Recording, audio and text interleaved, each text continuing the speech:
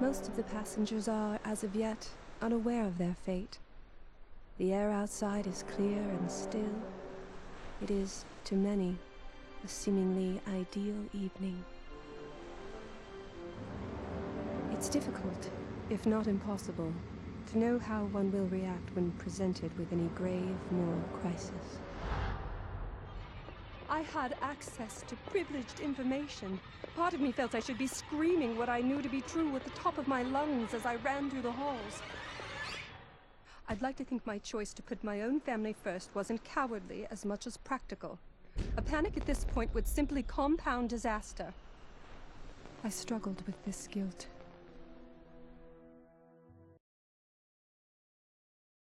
Robert! I've been looking all over for you. You weren't in your room. Nor were you.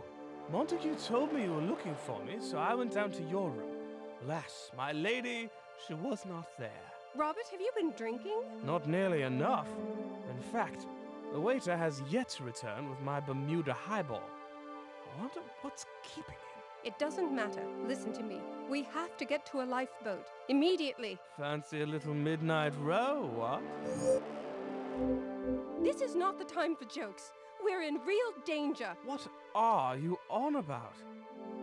Did you have a bad dream? Fairly sure I'm having one right now. Robert, you have to believe me.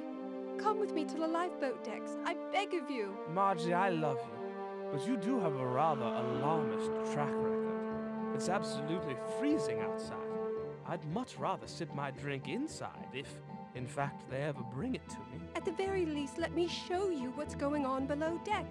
You won't need to set a foot outside, I promise you. Please, Robert. I'm not going anywhere until I get my Bermuda highball. And I'm 2 sheets up, so the stairs are right out. Fine, we'll take the elevator. You are insufferable. I am. It's one of my most lovable characteristics.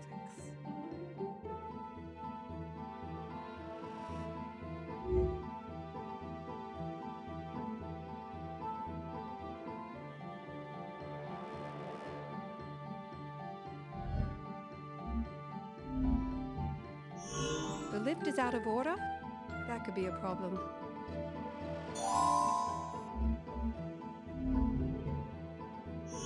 Off duty again, I see? Oh, hello again. No, not off duty. Just on different duty. We're having a problem with the port crane. It seems to be jammed. Starboard one's fine, but the port one, I was told unjamming it is the highest priority. That crane's used to lower lifeboats into the water, isn't it?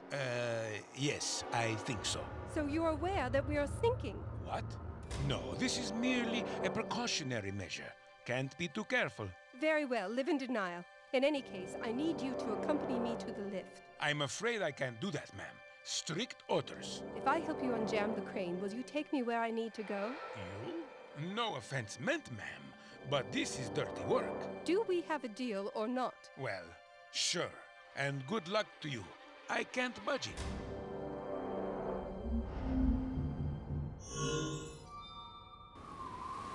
Mr. Rossetti is right.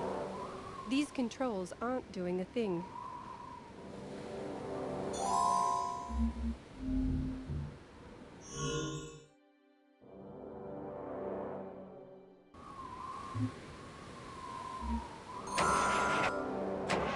The crane grumbled to life. Perhaps now I can use the controls to move it.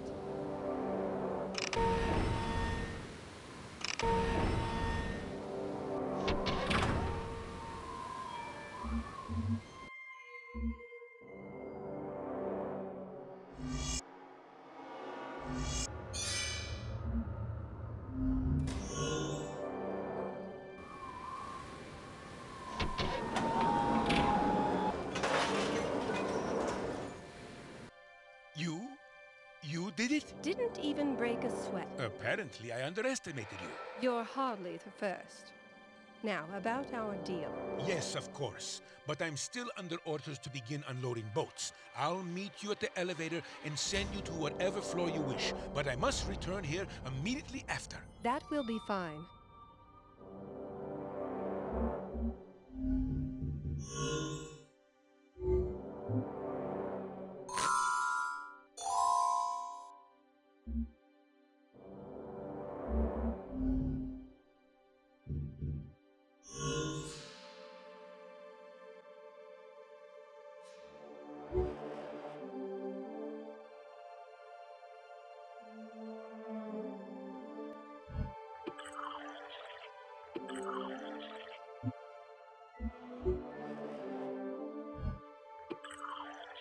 There, I made a drink of sorts anyway.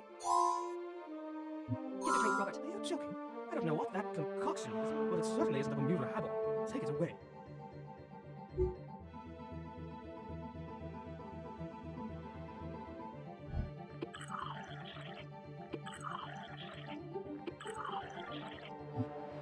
There, I made a drink of sorts anyway.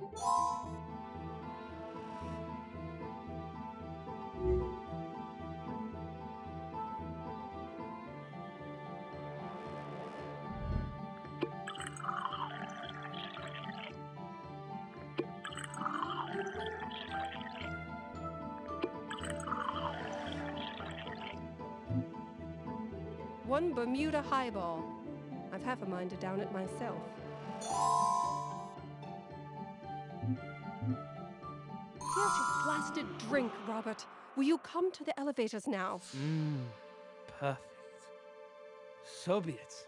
I will meet Milady there, if that will make her happy. The only thing that would make me happy at this point would be dry land.